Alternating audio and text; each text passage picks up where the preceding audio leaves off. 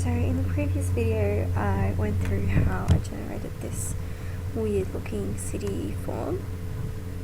Now I'll go about how you can upload this onto Sketchfab and make sort of an interesting 3D view of it that anyone can see and download.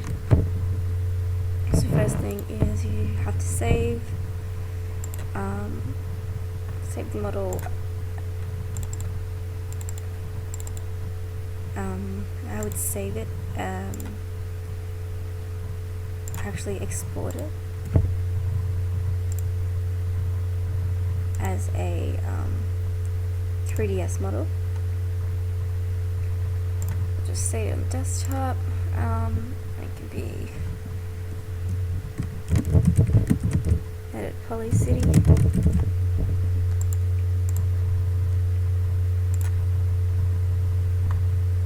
Then go into 3ds Max. I've already created an account. It's very easy to do, it's free. Just click upload, choose file, go into the desktop and edit poly city, open, continue.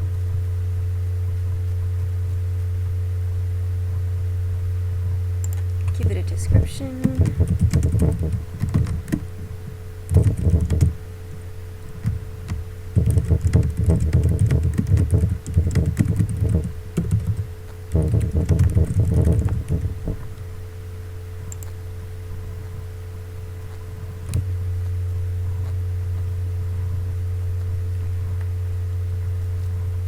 And here you can change things up a little bit. You'll notice when the model finally loads that it's not super interesting. It's all just sort of white and, you know, nothing really catches your eye. So you can go up, click on edit 3D settings, and this gives you a whole range of options that you can work with. So to start off with, we have the scene selection here. You can change the camera field of view so it's, you know, super trippy or just a standard view. I think this might be isometric almost. To very perspective.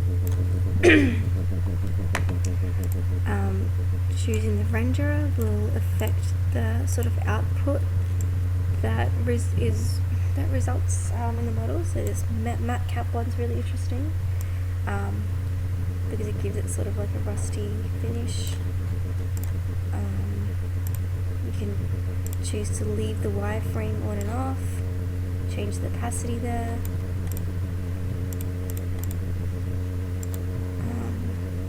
And the background.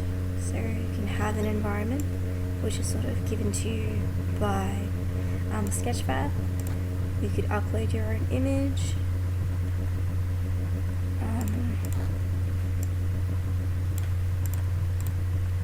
Or just choose a normal color. So I might go for an image. You have to invite 5 friends to be able to upload your own image, so I'll just go for this one. Then you can change the lighting settings.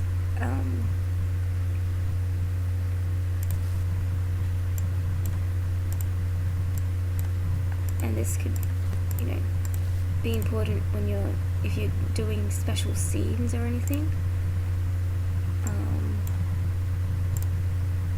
And there's the orientation of the sunlight that you can change if you want to cast shadows in a certain area, brightness.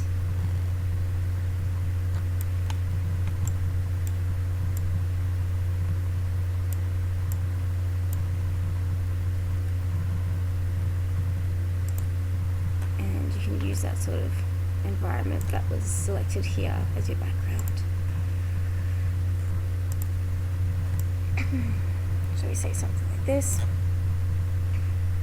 Then you can also change your materials. So you can select your base color.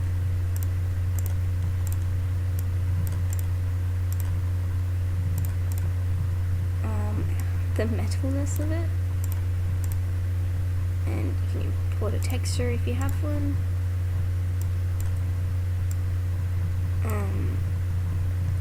The glossiness, so how much it reflects the light, and you know, if you go into full, you can really see it sort of reflecting the image that's surrounding it. Transparency, you can really make it look like a big glass city or a crystal city or something.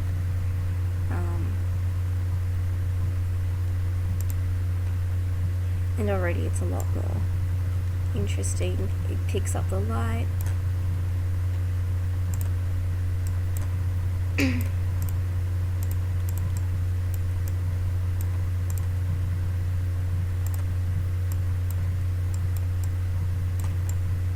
And yeah, I think this one's good enough.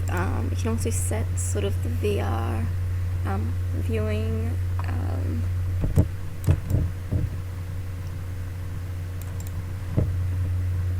So if you scale, you can scale the viewer down, or move them around, scale them down,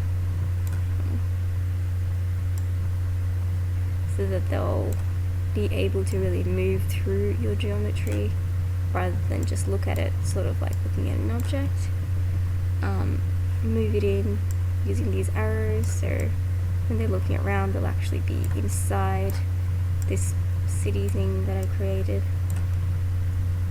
and really think about where you want to place them.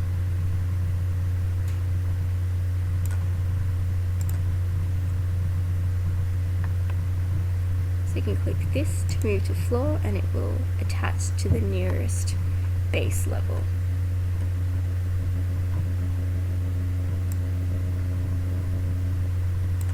Okay, and when you're done with all of that, just go save settings if you want to come back to it later, or publish, and it's super simple. You just go, you can have a sharing link if you like, and it's already published and it's out there.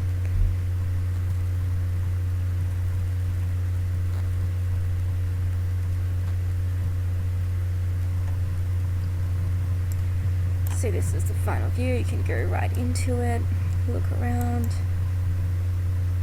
be sort of immersed in the environment, and if you do have access to a virtual reality viewing option, you can use that.